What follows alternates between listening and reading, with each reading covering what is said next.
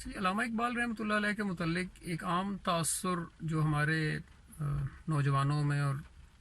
School college میں پڑھنے والے طلباء میں پھیلا دیا جاتا ہے ایک قومی شاعر کے طور پہ کہ بس وہ شاعر تھے، انہوں نے شاعری کی، پاکستان کا ایک تصور پیش کیا اور چلے گئے۔ یہ بہت بڑی زیادتی ہے اتنی بڑی شخصیت کے ساتھ کہ آپ اس شخصیت کا ایک بہت زندگی کا ایک چھوٹا سا پہلو صرف بتائیں۔ یہ بالکل ایسے ہی ہے جیسے کسی نے میٹرک کیا، پھر اس کے بعد ایف ایس سی کی، پھر گریجویشن کی، پھر ماسٹر ڈگری کی، اور آپ اس انسان کا انٹروڈکشن کرائیں کہ یہ فلاں صاحب ہیں جنہوں نے ایف ایس سی کی ہوئی ہے۔ یہ بہت بڑی کمظرفی کی بات ہوگی۔ تو علامہ صاحب کا جو اصل دینی شعور اور فکر تھی، وہ شاعری اس کا ایک جز ضرور ہے، وہ کل نہیں ہے۔ ان کی ذات کو سمجھنے کے لیے، ان کے اس سارے ویژن کو سمجھنے کے لیے علامہ صاحب کی زندگی کا مطالعہ بہت ضروری ہے۔ اس لیے جب تک علامہ صاحب کی فکر، شعور اور کردار کی سمجھ نہیں آئے گی، ان کا کلام جزوی طور پر سمجھ آتا ہے۔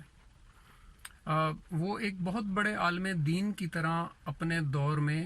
مختلف دینی علماء کو سوال و جواب کیا کرتے تھے، یعنی ان سے دینی علماء آ کر سیکھا کرتے تھے۔ افکار اقبال میں ایک مشہور واقعہ ہے کہ ایک دفعہ ایک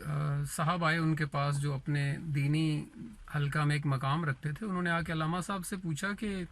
ان دنوں ایک نئے فرقہ میں بہت سارے لوگ شمولیت اختیار کر رہے تھے، اور تو ان صاحب کو یہ ایشو تھا، وہ کہتے تھے کہ جی اس فرقہ کے اندر اب کچھ ایسے بڑے بڑے لوگ شامل ہو گئے ہیں جن کی وجہ سے اور لوگ بھی اس طرف جانا شروع ہو گئے ہیں۔ جیسے کوئی بہت بڑا ڈاکٹر یا انجینئر فرض کریں جب کسی کو جوائن کر لیتا ہے تو عوام کے ذہن میں شاید یہ آتا ہے کہ یہ دیکھیں یہ اتنا بڑا ڈاکٹر اگر کسی کو ٹھیک سمجھ رہا ہے تو شاید یہ بات ٹھیک ہی ہوگی۔ تو علامہ صاحب نے اس کے جواب میں فرمایا کہ میں جب یورپ میں تھا تو میں ایک خاتون سے ملا جو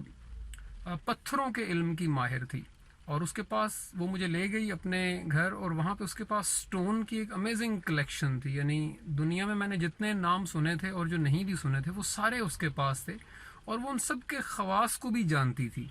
یعنی ان سب کی ڈیٹیل بھی بتاتی تھی کہ یہ پتھر کیا ہے، کہاں سے آیا ہے، کہاں سے یہ نکلتا ہے، کیسے پہنچتا ہے، اور کس مقصد کے لیے سب سے زیادہ استعمال ہوتا ہے۔ تو میں نے اس سے پوچھا کہ یہ علامہ صاحب کہہ رہے ہیں کہ میں نے اس سے پوچھا کہ آپ کے پاس ہیرا نہیں ہے، ہیرے سے زیادہ قیمتی پتھر بھی آپ کے پاس ہیں، تو ہیرا کیوں نہیں ہے؟ تو اس عورت نے کہا کہ مجھے کسی نے بتایا تھا کہ ہیرا مجھے راس نہیں آئے گا تو میرا اس سے نقصان ہو جائے گا، تو میں نے اس وجہ سے ہیرا نہیں رکھا۔ تو علامہ صاحب فرماتے ہیں کہ میں نے اس سے سوچا کہ دیکھیں ایک فیلڈ کا جو پتھروں کا فیلڈ ہے اس کا بہت زیادہ علم رکھنے کے باوجود وہ وہم کے شعبے میں اتنی کمزور ہے کہ کسی نے اس کے ذہن میں ایک وہم ڈالا اور اس نے ہیرا نہیں رکھا، اور اس کی وہ کلیکشن انکمپلیٹ ہو گئی۔ تو ایسے ہی لازمی نہیں ہے کہ اگر کوئی بہت بڑا ڈاکٹر ہے یا انجینئر ہے اور وہ کسی اسکول آف تھاٹ یا کانسیپٹ کو پروموٹ کرتا ہے یا سپورٹ کرتا ہے تو ہم اس وجہ سے اسے سپورٹ کرنا شروع کر دیں کہ فلاں بڑا ڈاکٹر، انجینئر، لائر، کوئی بھی بڑا اپنے فیلڈ میں،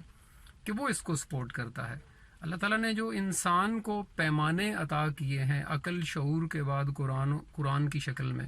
وہ سب سے بڑے پیمانے ہیں، کسی کا ڈاکٹر یا انجینئر ہونا کوئی پیمانہ نہیں ہے۔ اللہ تعالیٰ ہمیں سمجھنے کی اور عمل کرنے کی توفیق دے۔